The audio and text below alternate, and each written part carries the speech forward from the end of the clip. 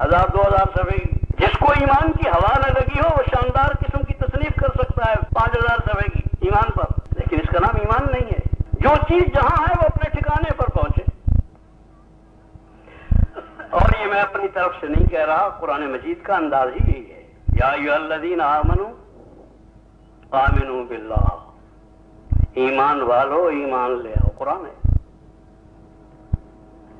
یا ایھا الذین آمنوا، اے کلمہ پڑھنے والو، اے کلمہ شہادت کو صحیح تلفظ اور قرات سے پڑھنے والو، آمنوا باللہ، وہ مکے والا ایمان لے آؤ جو دل کے یقین کا نام ہے. اس میں کسی قدر اجمال ہے، دوسری جگہ پر بالکل کھلی کھلی تفصیل ہے. قالت الاعراب آمنا، دیہات کے لوگوں نے کہا کہ ہم ایمان والے ہو گئے، ہم ایمان والے ہو گئے، کلمہ شہادت پڑھ لیا. حضور سے اللہ جل جلالہ نے کہا جو خالق ہے ہمارا اور اندر باہر سارا جانتا ہے، ان کلمہ پڑھنے والوں کا پڑھنا بھی سن لیا ہے اس نے، وہ سب کچھ سنتا ہے، سمیع ہے، بصیر ہے، علیم ہے، خبیر ہے، کہ کلمہ پڑھ لیا ہے. انہی کلمہ پڑھا حضور کے سامنے اور مدینے میں پڑھا ہے. اللہ جل جلالہ کہتے ہیں قل لم تؤمنوا، آپ ان سے کہہ دیجئے کہ ابھی ایمان نہیں لائے، ابھی ایمان والے نہیں بنے. ولکن قولوا اسلمنا، یہ کہو کہ ہم نے بات مان لی ہے. بات مان لینا الگ بات ہے، نبی کی بات مان لی کہ یہ راستہ ٹھیک ہے، لیکن ابھی ایمان والے نہیں بنے، اس لیے کہ ولما يدخل الایمان فی قلوبکم، ابھی دلوں میں ایمان داخل نہیں ہوا ہے. اور ایمان والا آدمی اس وقت ہوتا ہے جب دل میں ایمان داخل ہو جائے. اس بنا پر کام پورا جب ہوگا اور کام چالو بھی تب ہوگا جب پہلے ایمان آئے گا. اس حصے کو میں نے ابتدا میں اسی بنا پر کہا ہے کہ اول تو دین کو سیکھنے کی عادت نہیں ہے، سب چیزوں کو سیکھنے کی عادت ہے. اور چونکہ ضرورت محسوس ہوتی ہے سیکھنے کی. مرد، عورتیں، بچے جتنا اس وقت میں دنیا کے اندر سیکھنے پر آئے ہوئے ہیں اور سیکھنے پر وقت لگا رہے ہیں، غالباً دنیا کی چیزوں کو سیکھنے کے لیے کبھی اتنا وقت نہیں لگایا گیا. بڑا شوق ہے سیکھنے، 10 سال، 15 سال، 20 سال. میں مثال اس کی دیا کرتا ہوں، میں نے کہا میٹرک ہونے کے لیے 10 سال لگاتے ہیں. اور میٹرک معلوم ہے کسے کہتے ہیں؟ جو نہ گھر کا رہے نہ گاٹ کا، نیچے بیٹھنا آتا نہیں، کرسی ملتی کوئی، میٹرک اسی کو کہتے ہیں. اسی پر 10 سال لگ جائے. اسے تعلیم نہیں کہتے، یہ تعلیم کی ابتدا ہے، پرائمری ہے. اسی پر 10 سال. اور جب تولیگ کے لیے 4 مہینے کا کہتے ہیں کہ بہت لمبی بات، یہ اپنے بس کا کہاں ہے.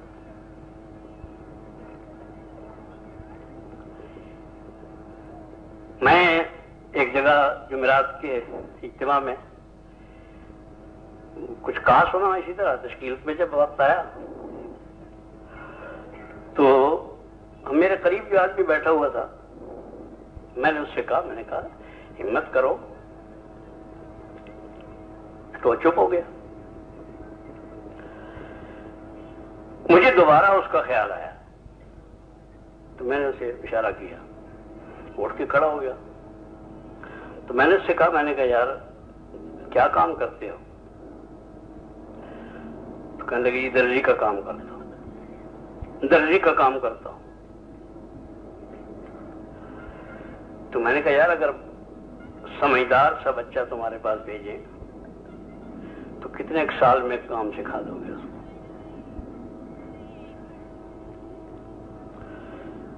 کہنے لگے جی 3 سال میں انشاءاللہ اچھا درزی ہو جائے گا.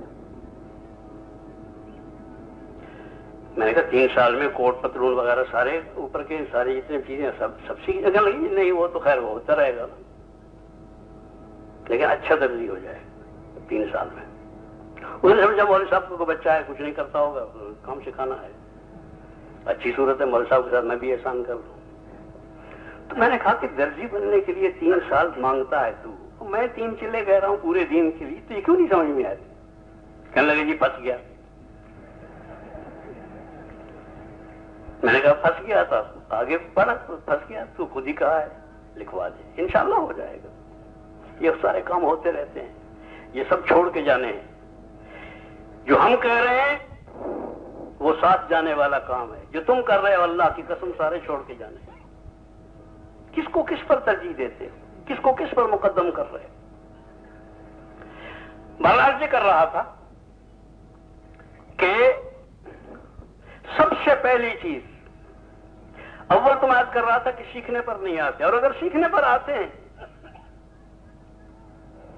سیکھنے پر جو آ جاتے ہیں وہ بھی ایمان نہیں سیکھ رہے.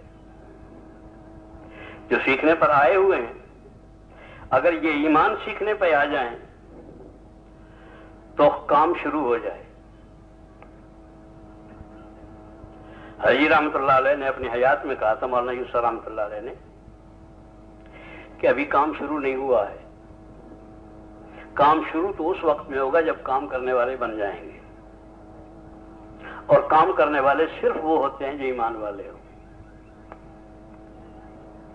بلکہ ایک موقع پر ارشاد فرمایا تھا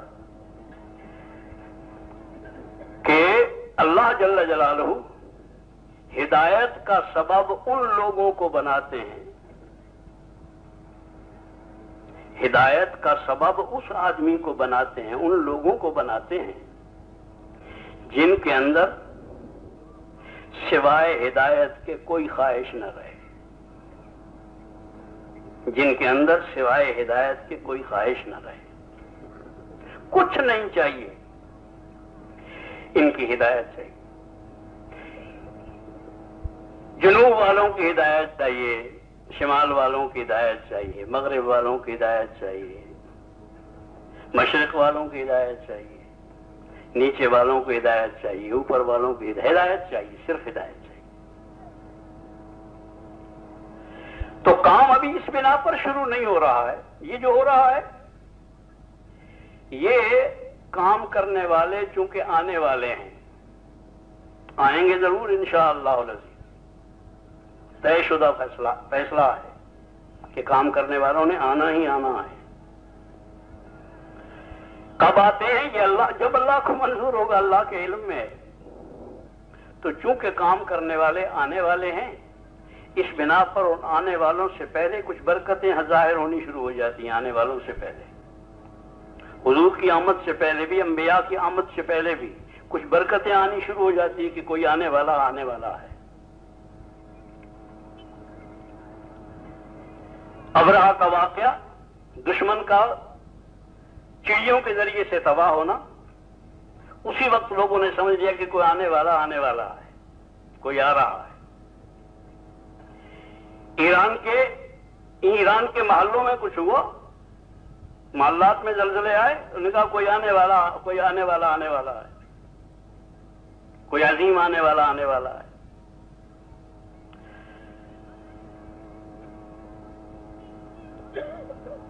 جب حضرت حلیمہ رضی اللہ تعالی عنہ حضور کی دودھ پلانے والی اماں واپس جا رہی تھی مکے سے تو آتے وقت یہ سب سے اخیر میں پہنچی مکہ معظمہ میں اس لیے کہ ان کی اونٹنی بہت کمزور تھی. اور جب واپس ہوئی اخیر پہ حضور کو لے کے تو ان کی اونٹنی سب سے آگے نکل گئی. لوگوں نے کہا کیا ہوا یہ تیری اونٹنے میں کیا فولاد بھر دیا گیا؟ انہوں نے کہا نہیں اونٹنے میں کوئی فولاد نہیں بھرا گیا وہ تو برکت والا بچہ آ گیا اس بچے کا کچھ برکتیں ظاہر ہونے لگ گئی. ابھی دودھ پیتا بچہ ہے اس کی برکتیں ظاہر ہو گئی ہونے لگ گئی. اور جب طائف پہنچے ہیں تو وہاں پہنچتے ہی دیکھتے ہیں قحط کا زمانہ تھا، اونٹ بیچارے پھرتے رہتے تھے، کانٹوں سے پر گزارا تھا، کوئی پتھروں پر گزارا تھا، لیکن ان کی اونٹنیاں بھی، حضرت حلیمہ رضی اللہ تعالیٰ عنہ کی اونٹنیاں، گائیں، بکریاں، بھیڑیں، تھن بھرے ہوئے. جس دن یہ واپس آئے دودھ دھونا شروع کیا، دودھ دھوتے دھوتے تھک گئے، دودھ ختم نہیں ہوتا، برتن سارے بھر گئے. حلیمہ نے بچیوں کو بھیج دیا اور سب کو کہا کہ اپنے اپنے گھر سے برتن اٹھا لاؤ اور آگے بھر کے لے جاؤ. جب لوگ آنے شروع ہوئے چاروں طرف غلغلہ ہوا کہ یہ کیا ہو رہا ہے، کیا ہو گیا. آیا حلیمہ سے پوچھا کہ یہ دودھ کہاں سے مل گیا ہے، کہ کہاں سے آ رہا ہے. انہوں نے کہا برکت والا بچہ آ گیا. اس بچے کے آتے ہی برکتیں ظاہر ہونی شروع، ایسی برکتیں پہلے ظاہر ہونی شروع ہو جاتی ہیں. تو کام کرنے والوں کی آمد سے پہلے اللہ جل جلالہ کام کی برکتیں ظاہر فرمایا کرتے ہیں. سنت اللہ ہے، اللہ کا طریقہ جاریہ ہے. اس بنا پر جی چاہتا ہے کہ اللہ جل جلالہ ہمیں ہی توفیق عطا فرمائے، ہم ہی کام کرنے والے اللہ ہمیں بنا دے. لیکن اس کی شرط ہوئی ہے کہ ایمان سیکھنے کی نیت کر لیں. ایمان کے بغیر کام کرنے والا آدمی ہوتا نہیں ہے، کام کرنے والا نہیں ہوتا. کام اسی وقت شروع ہوگا جب ایمان والے کرنا شروع کریں گے، اور ایمان والے ہوئی ہوں گے جن کے اندر بات اتر جائے، دل کا یقین بن جائے. اور دل کا یقین یہ بنے کہ جو کچھ ہوتا ہے، جو کچھ ہو چکا ہے، جو کچھ آئندہ ہوگا، وہ صرف کہاں سے ہوتا ہے؟ صرف اللہ جل جلالہ سے. وہی اکیلا کرنے والا ہے. کسی اور کی طرف آدمی کی نگاہ ہی نہ اٹھے، خیال بھی کسی کا نہ آئے کہ کوئی اور بھی کچھ کر سکتا ہے. مشکل سے مشکل ترین وقت میں بھی کسی اور کی طرف دھیان نہ جائے. اسے ایمان کہتے ہیں. سب سے پہلے ایمان والے معروف ابا جان سے پہلے دادا جان ابراہیم علیہ نبینا علیہ الصلوۃ والسلام. مشکل ترین وقت ہے، منجنیق پہ بیٹھے ہوئے ہیں اور جھولا دے کے آگ میں ڈالنا ہے. آگ جل رہی ہے اور اتنی اونچی جل رہی ہے کہ اتنی اونچی دنیا میں کبھی نہیں جلائی گئی. ملک کی طاقت خرچ ہوئی ہے، سارے ملک کی طاقت، کہ اس کو بڑی سی بڑی آگ بنایا جائے اور اس ابراہیم کو اس میں ڈالا جائے. سزا مقرر ہوئی نہیں. سارا ملک خلاف ہے، اکیلے ہیں، آگ سامنے ہے، منجنیق پہ بیٹھے ہوئے ہیں. اس وقت میں جبریل علیہ السلام آتے ہیں اور جبریل علیہ السلام مخلوق کے اندر اللہ کی سب سے بڑی طاقت جبریل علیہ السلام ہے. یہ آ کے یہ عرض کرتے ہیں کہ ابراہیم، نبی کا اور جبریل علیہ السلام کا یارانہ تو ہر نبی کا ہوتا ہی ہے. یہی درمیان میں واسطہ ہے اللہ اور بندے کے درمیان میں. میں جبریل ہوں اور ساتھ یہ کہتے ہیں کہ اللہ نے اتنی طاقت دی ہے مجھے. جبریل علیہ السلام خود کہہ رہے ہیں فرشتہ ہے، پاکیزہ ہے، سچا ہے اور پرانا یار ہے، پرانا ساتھی ہے، اللہ کا سب سے زیادہ مقدس فرشتہ ہے، نمبر 1 کا. وہ کہتے ہیں کہ اللہ نے اتنی طاقت دی ہے کہ اگر آپ فرمائیں تو یہ جتنے آگ جلانے والے ہیں اور آگ جلوانے والے ہیں، ان سب کو اور جہاں جہاں زمین کے ٹکڑوں پر یہ رہتے ہیں، اس سارے زمین کا ٹکڑا پورا علاقہ، پورا ملک، یہ ساری زمین نیچے سے اٹھا کے بمائے اپنے ساری چیزوں کے، سارے محلات کے اور ساری کائنات کے اور سارے انسانوں کے اٹھا کے اوپر لے جاؤں اور ایسی جگہ سے الٹ کے ماروں کہ ان کا کسی کا نام و نشان بھی باقی نہ رہے۔ اللہ نے اتنی طاقت دی ہے، اگر آپ فرمائیں تو یہ کروں۔ اس پر ابراہیم علیہ نبینا علیہ الصلوۃ والسلام کو وہ تو ایک بات کہہ چکے تھے، انی وجہت وجہی للذی فطر السماوات والارض، میں نے بقول مولانا یوسف رحمۃ اللہ علیہ اس کا ترجمہ کیا تھا کہ میں نے بنے ہوئے سے بنانے والے کی طرف رخ کر لیا ہے۔ تم بنے ہوئے پر یقین رکھتے ہو، میں بنانے والے پر یقین رکھتا ہوں۔ میرا رخ اور طرف ہے، تمہارا رخ اور طرف ہے۔ انی وجہت وجہی للذی فطر السماوات والارض، یہ زمین و آسمان کا جو بنانے والا ہے میں نے اس کی طرف رخ کر لیا ہے، بنانے والے کی طرف۔ اور میں مشرکین میں سے نہیں ہوں۔ اب بنے ہوئے سے بنانے والے کی طرف رخ کر لیا ہے، کائنات کی کسی چیز کی طرف رخ نہیں ہے، اس لیے کہ میرا ایمان یہ ہے کہ کسی سے کچھ نہیں ہوتا، نہ چونٹی کچھ بگاڑ سکتی ہے، نہ جبریل علیہ السلام کچھ بگاڑ سکتے ہیں، نہ چونٹی کسی کے کام آ سکتی ہے، نہ جبریل علیہ السلام کسی کے کام آ سکتا ہے، اگر اللہ نہ چاہے کوئی کچھ نہیں بنا سکتا، کوئی کچھ نہیں بگاڑ سکتا۔ ایک تو ہے مشاہد چیزیں، پانی ہے نظر آ رہا، بادل ہے نظر آ رہے ہیں، آدمی ہے نظر آ رہے ہیں، یہ ساری طاقتیں ہیں۔ ایک تو ہے نظر آنے والی طاقتیں، میں نظر آنے والی طاقتوں پر بھی یقین نہیں رکھتا اور نظر نہ آنے والی طاقتوں پر بھی یقین نہیں رکھتا۔ فرشتے نظر نہیں آتے، نہ یہ کچھ بنا سکتے ہیں، نہ وہ کچھ بنا سکتے ہیں، نہ وہ کچھ بگاڑ سکتے ہیں، نہ یہ کچھ بگاڑ سکتے ہیں۔ تو جواب میں یہ کہا کہ میں آپ فرمان لگے ابراہیم علیہ السلام کہ ضرورت مند تو میں ضرور ہوں اس وقت، مگر تیری طرف کوئی ضرورت نہیں ہے۔ اما الیک فلا، تیری طرف کوئی ضرورت نہیں ہے، میری ضرورت جو کچھ ہے وہ بنانے والے کی طرف ہی ہے۔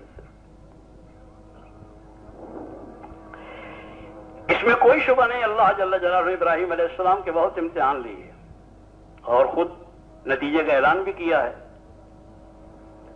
وَإِذِ ابْتَلَىٰ إِبْرَاهِيمَ رَبُّهُ بِكَلِمَاتٍ فَأَتَمَّهُنَّ، نتیجے کا اعلان کیا کہ اللہ جل جلالہ نے بہت امتحانوں میں ڈالا مگر ہر امتحان میں نمبر 1 پہ کامیاب ہو گئے، ہر امتحان میں نمبر 1 کے کامیاب۔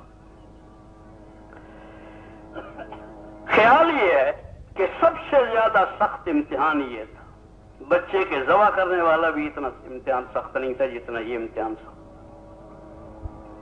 آخری وقت ہے اپنی جان کا،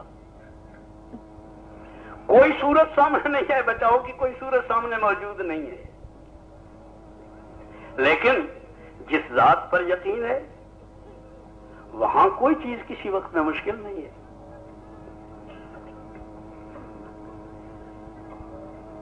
کسی وقت میں کوئی چیز بھی ناممکن نہیں۔ دنیا میں ہر ایک پر یہ وقت آتا ہے کہ اب کچھ نہیں ہو سکتا۔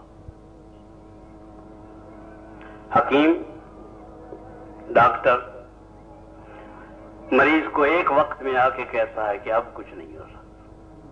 ایک ایسا وقت آ جاتا ہے کہتا ہے کہ اب کچھ نہیں ہو سکتا۔ بہت شاندار کمان کرنے والا کمانڈر وہ ایک جگہ پر آ کے کہتا ہے کہ اب کچھ نہیں ہو سکتا۔ ہر فن کا آدمی آخر حد ایک جگہ پر پہنچتا ہو کہتا ہے اب کچھ نہیں ہو سکتا، لیکن اللہ ایک ایسی ذات ہے جس پر یہ وقت نہیں آتا کہ اب کچھ نہیں ہو سکتا۔ صرف اللہ، ہر وقت سب کچھ ہو سکتا ہے۔ شيئا ان يقول له كن فيكون. ہر وقت سب کچھ ہو سکتا ہے.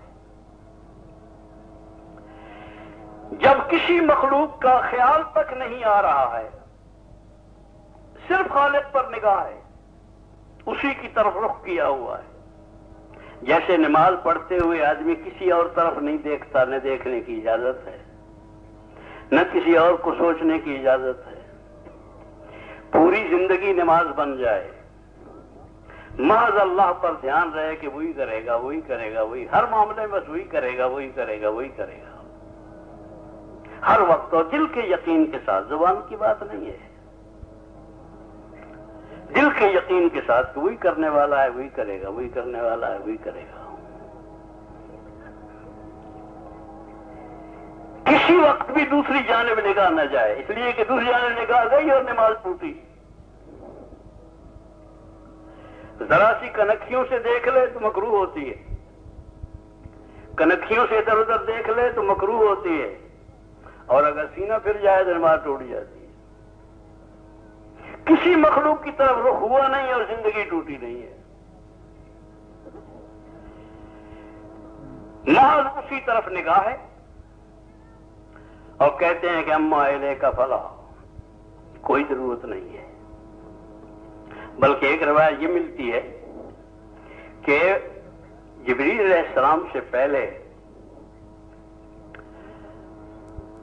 پانی کے فرشتہ آیا، یہ بادلوں کو چلانے والے، بادلوں کو چلانے والے بھی آئے کہ پانی ہے بجھا دیں. انہوں نے کہا ہے، انہوں نے کہا نہیں، انہوں نے تو نہیں کہا. تو انہوں نے کہا تمہاری ضرورت تو کوئی نہیں ہے.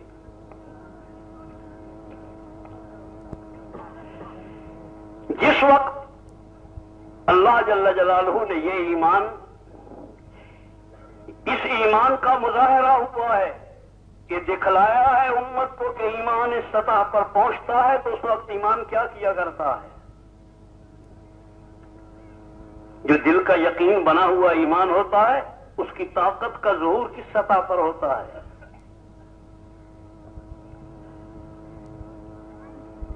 عرض کر رہا تھا کہ صورتحال ایسی بنی ہوئی ہے کہ ساری مخلوق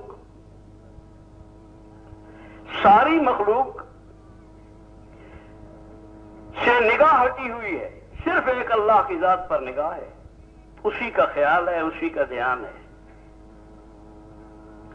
کسی اور کی طرف دل کنکھیوں سے بھی نہیں دیکھتا ہے، کنکھیوں سے بھی نہیں دیکھ رہا ہے، صرف اللہ پر یقین ہے کہ وہی کرے گا. ایک روایت یہ ملتی ہے کہ جبریل علیہ السلام کو جب جواب مل گیا تو جبریل علیہ السلام نے یہ کہا کہ ابراہیم، ہم سے نہیں کہتے ٹھیک ہے، تو جو کرنے والا ہے اس سے کہو تو صحیح. یہ سب سے آخری بات ہے کہ کہو یا اللہ، کرنے والے سے تو کہو. تو حضرت ابراہیم علیہ السلام نے جواب میں پوچھا کہ جبریل یہ بتا کہ جو ہو رہا ہے یہ سب وہ دیکھ رہا ہے نہیں دیکھ رہا؟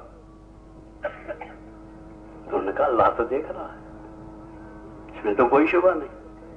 تو میں کہ جب دیکھ رہا ہے تو میرے کہنے کی کیا ضرورت ہے؟ کرنے والا وہی ہے، وہی کرے گا جو میرے حق میں بہتر ہوگا، مجھے کہنے کی کیا ضرورت ہے؟ ایسا نہ ہو کہ میں غلط کہہ بیٹھوں. مجھے کیا پتا کہ آگ میں جلنا اچھا ہے یا جلنا اچھا ہے، مجھے کیا پتا؟ تو وہی جانتا ہے. اس لیے علم ہو بحالی یکفنی عن سوالی، وہ میرے حال کا علم ہونا یہ کافی ہے بس. پھر اللہ جل جلالہ نے بھی پانی کے ذریعے سے آگ نہیں بجھوائی، پانی کے ذریعے سے آگ بجھا دیتے.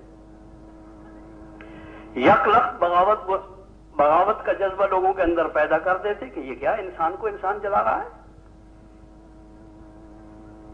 وہی مخالف ہو کے وہی بجھا دیتے، قصہ ختم ہو جاتا، اس کی سلطنت کا قصہ بھی ختم ہو جاتا، دوسرا بھی ہو جاتا. کسی مخلوق سے اللہ نے کام نہیں لیا ہے، जिस मखलूक को ना जिस मखलूक से वो समझते हैं कि कुछ नहीं होता, उस किसी मखलूक से काम नहीं लिया, न जिब्रील से काम लिया है, बल्कि बराह रास्त अल्लाह जल्ल जलालहू ने कहा कि जब इनका मामला हमारे पास बराह रास्त है तो मदद भी हम बराह रास्त करेंगे, और मदद भी उस वक्त जाके की है जब ये मंजनीक को झूला दे के और रस्सी ऊपर काट दी गई। तो उस वक्त में इरशाद फरमाया, जब सारी मखलूक ये समझती थी कि अब कुछ नहीं हो सकता, अल्लाह ने कहा कि अब सब कुछ हो सकता है। इससे पहले तो जिब्रील कहते हैं ना, तो जिब्रील भी यही समझ के गए कि मेरा मौका है, मैं कर सकता हूं, लेकिन जब आग के अंदर जा पहुंचे तो अब तो जिब्रील भी कहते हैं कि कुछ नहीं हो सकता, लेकिन अल्लाह जो खालिक है वो कहता है कि नहीं, अब होगा तो अब होगा सब कुछ। तो इतना ही कि जब आग में पहुंचे तो कहा कि या नारो कूनी वर्दम व सलामन अला इब्राहिम, देखो हमारे इब्राहिम आ गए हैं, बाग भर जाओ, बाग व बहार। लिखा है कि जब इब्राहिम अलैहिस्सलाम आग के अंदर पहुंचे हैं तो सीधे जाके आराम से इस तरह बैठ गए जैसे कोई आदमी बहार की मौसम में शानदार बाग में बैठा हुआ हो। आग जल रही है, दरमियान में बैठे हैं और वो देख रहा है नमरूद। तो सुना है सरकश तो होते ही हैं, तो कहने लगा कि आग तुझे क्या हुआ, बहुत कुछ सख्त अल्फाज कह के, गाली दे के, जैसे जिनके बाद आदत होती है कि तुझे क्या हो गया है। आग को कहा, उन्होंने कहा अंदर आके देख क्या हो गया है।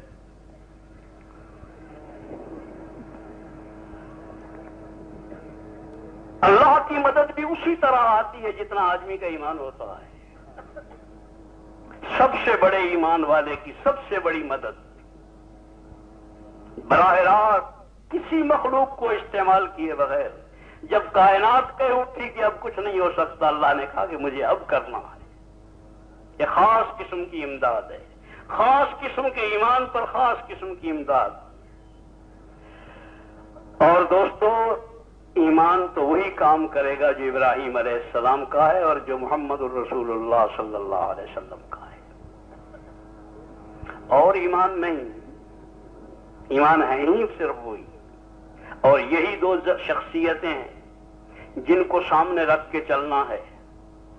और अंबिया की तरतीब भी ऐसी नहीं है कि उनके पीछे चलें, सिर्फ इब्राहिम अलैहिस्सलाम की मिल्लत पर हो।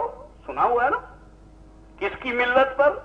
इब्राहिम अलैहिस्सलाम की मिल्लत पर हैं और हुजूर सल्लल्लाहु अलैहि वसल्लम की उम्मत में, यही है ना, उनकी मिल्लत पर हैं, इनकी उम्मत है।